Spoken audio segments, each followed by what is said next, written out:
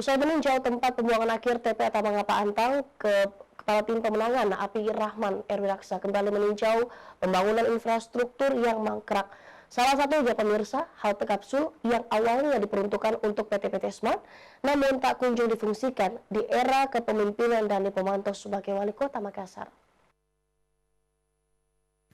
Setelah meninjau TPA Tamangapa Antang akhir pekan kemarin, Ketua Tim Pemenangan Api Rahman menyambangi salah satu proyek infrastruktur yang mangkrak, berupa halte berbentuk kapsul yang berdiri di Jalan Hertasning, di mana awalnya halte ini diperuntukkan untuk PT-PT Smart, namun tak kunjung difungsikan di era kepemimpinan Dani Pomanto sebagai Wali Kota Makassar yang berlokasi di Jalan Hertasning, Kota Makassar.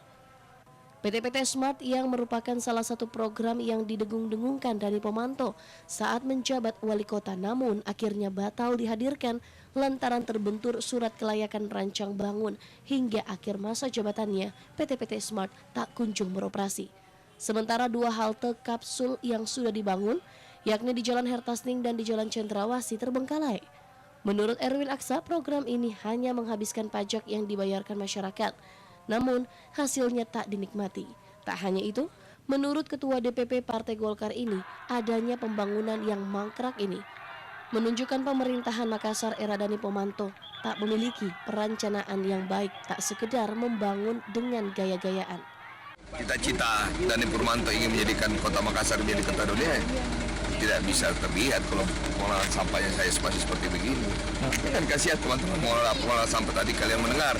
Mereka mengeluh kalau musim hujan, ya kan, becek dan sebagainya, bau, ya. Ada lagi mobil tangkasa yang dibangun katanya bisa bekerja secara mekanis, tapi ternyata kerja manual sehingga mubazir pengurusan anggaran. Apakah itu salah desain atau tidak punya visi yang benar?